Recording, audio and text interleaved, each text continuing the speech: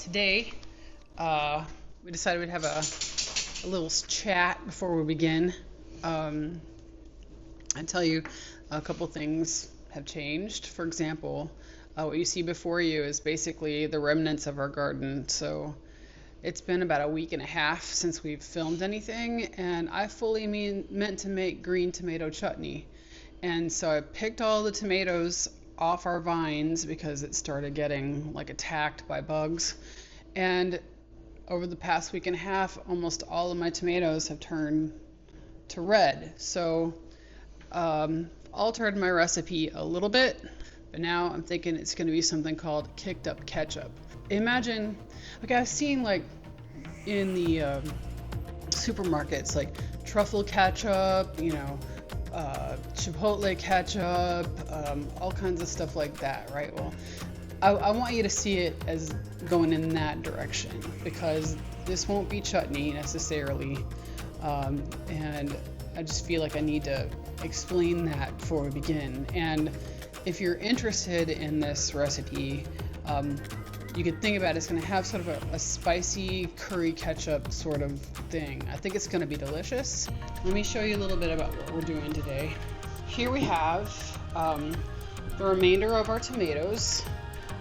We have some ginger. We have some mung dal. We have a bunch of cloves of garlic. These are onions we tried to grow, but they're just like little bitty shallots, so I'm going to put those in with another onion. Here we have like some mint we grew. This is a Scotch bonnet pepper. These are bird's eye chilies. This is fenugreek leaves and roasted peanuts. I have a couple of sun-dried tomatoes left, so I'm going to throw those in too. And then the spices are going to be coriander seed, garam masala, cumin seed, turmeric, and then I've got a couple of vinegars here. I got a vinegar reduction of balsamic vinegar, and I got a regular balsamic vinegar. Some of this is kind of special. All right, so if you can't find these special Indian ingredients, you can omit, like, for example, I've got like a habanero pepper here, some bird's eye chili. These are curry leaves. They don't smell like curry, but they call them curry leaves. And fresh mint. You could possibly leave the curry leaves out. I don't know. I've seen chutney made several ways, and certainly not in ketchup, but I have these, so I'm going to use them. So I just want to show you how. These things you can add and subtract according to your taste. Okay. We have our little red onions, got a big white onion, got about 3 good tablespoons of chopped ginger, 2 or 3 good tablespoons of chopped up garlic. This is 3 pounds of the tomatoes I was telling you about earlier, and I just chopped these up here. But we're going to start with first, I have to tell you about this pan. When Chris and I first got married, he was in California without me, and he was buying stuff for the apartment. And he went and bought this copper stuff, which I hated with a passion unbridled.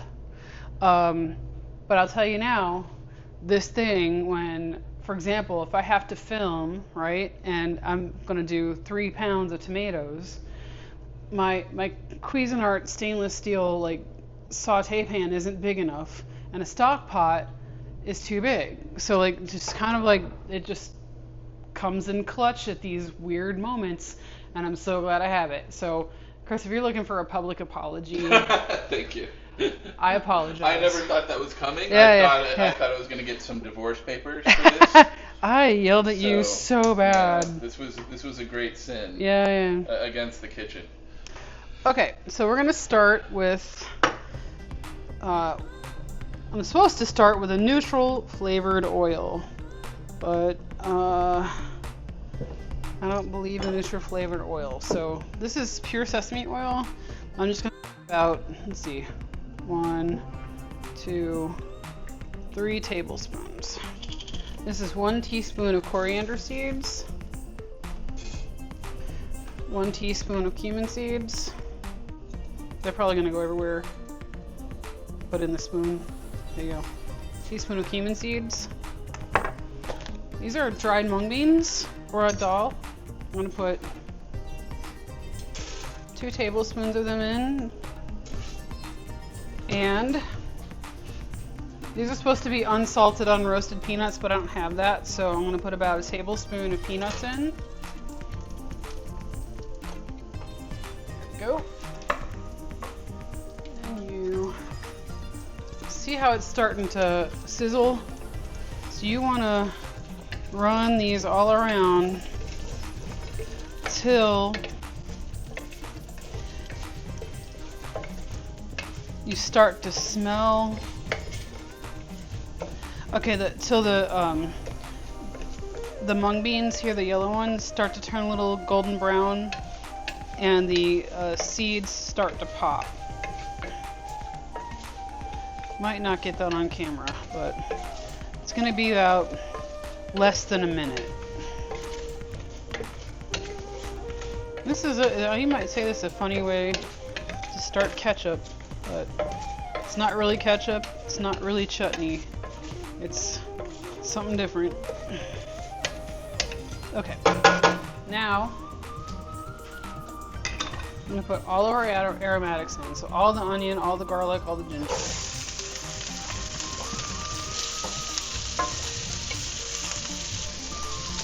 You want to add the curry leaves. They're really big.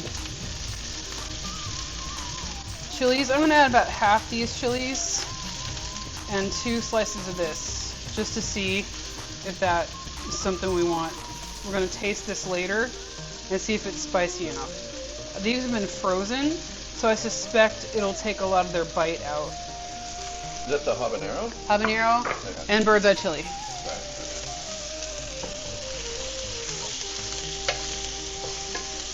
Smells amazing already. Good.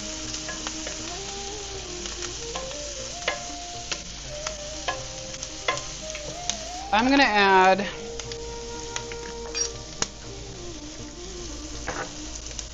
I'm about to put the tomatoes in. Okay, so I'm gonna add a tiny bit of garam masala. It smells so good. Garam masala is a mixture of spices: cumin, cardamom, black pepper, salt, probably other things. It's about a teaspoon.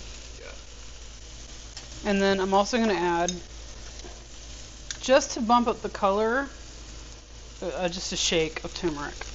Nothing formal. Alright, so we got all this.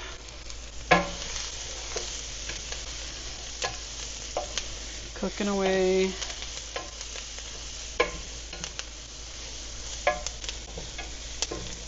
Here comes the tomatoes.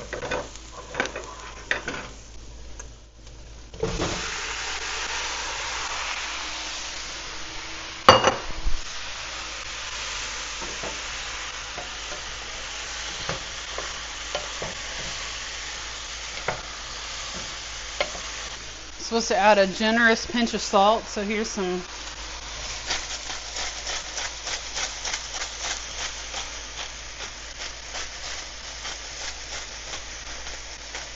God, it smells amazing. So now what we're supposed to do is let this cook for 15 to 20 minutes. The majority of the red and orange tomatoes have cooked down, but the green ones definitely haven't. I probably should have cut those in finer dice, right? So we have one more step to do. I'm going to add some sugar and some vinegar and let it cook down a little bit more. I might actually add a little water, but I'm not sure. I'm going to taste this for acidity first.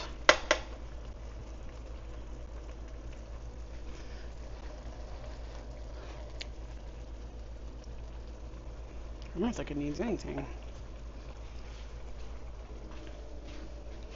That's wonderful. Yeah, that's kind of perfect.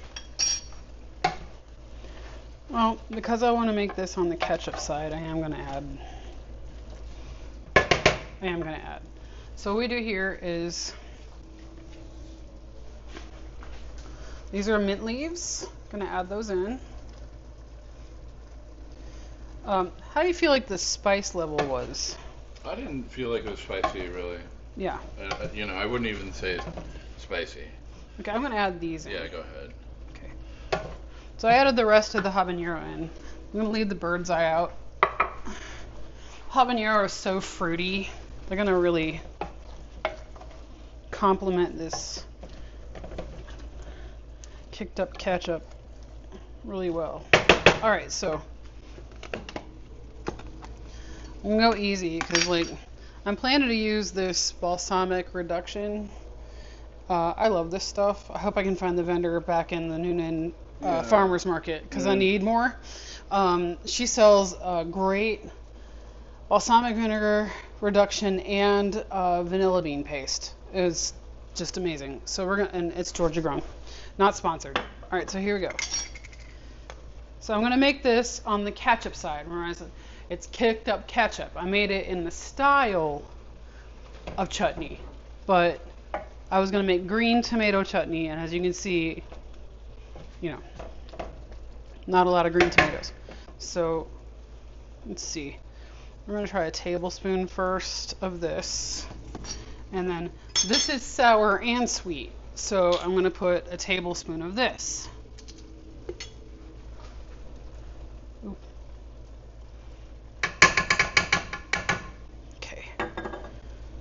And I think if I let it cook some more, those green tomatoes will let go a little bit. And I am planning on stick blendering this, like immersion blendering this. But I just really need these green tomatoes to give me a little more real estate than they have. So I'm not going to taste it yet. I'm going to let it cook for another 10 minutes or so. And then I'm going to taste it, and then I'm going to blend it. Here we have chutney consistency. Okay, I've taken out some of the curry leaves just in case. Ow. I'm going to stick blend this.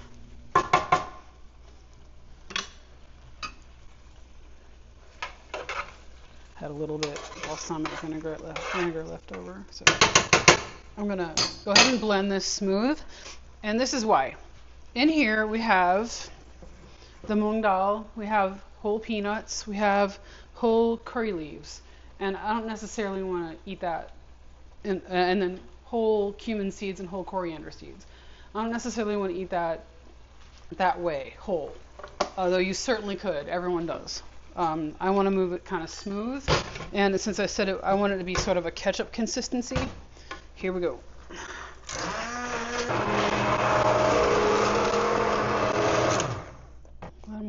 I'm glad I'm not wearing white today.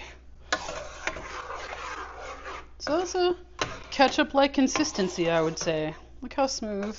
There are some bits.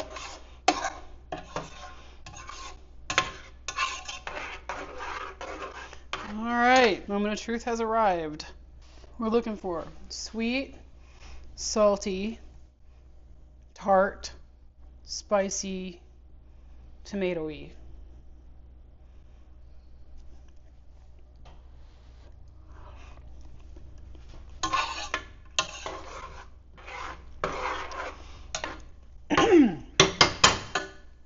It's spicy. I think it could use some more salt.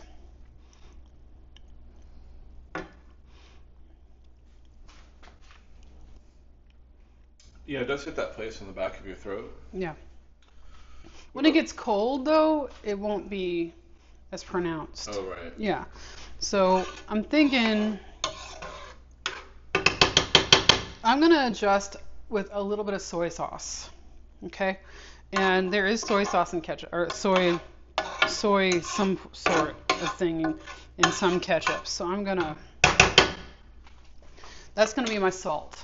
Because not only do I get salt, I get some base, some umami. So I'm going to try just a splash of that. And then a little more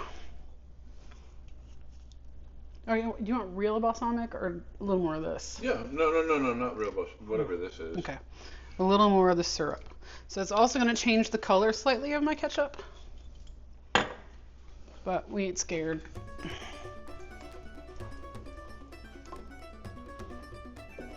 It's already delicious. I just kind of want to make it perfect. It's interesting how the first tasting wasn't spicy at all. Yeah. And then yeah. you blend it up. Yeah. And then you got You some scatter pretty those seeds. spicy, yeah. You blend those seeds up, and they just unleash all Yeah.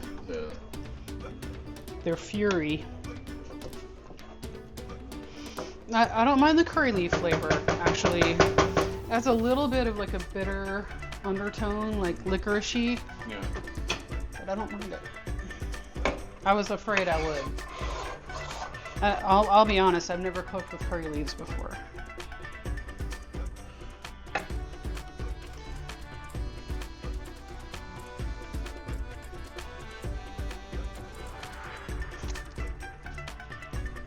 Much better. Much more well-rounded flavor. That changed it completely. Changed it completely. Okay. So, just so, if you find that there's a hole in your balance, like, you should always look for salt, sour, sweet, umami. Okay? Those are salt, sweet, sour, umami. 4 major flavors you need to look for. And in our case, also we want spicy. And if you think too much salt might ruin it, try soy sauce. Because soy sauce will add the base you're probably looking for. And in this case, it completely fixed it. So there we are. There's your kicked up ketchup. Now what we're gonna do with this is we're gonna let it come to room temperature. And then we're gonna put some in a can in the refrigerator, and then we're gonna can what's left over in a canning method to preserve it.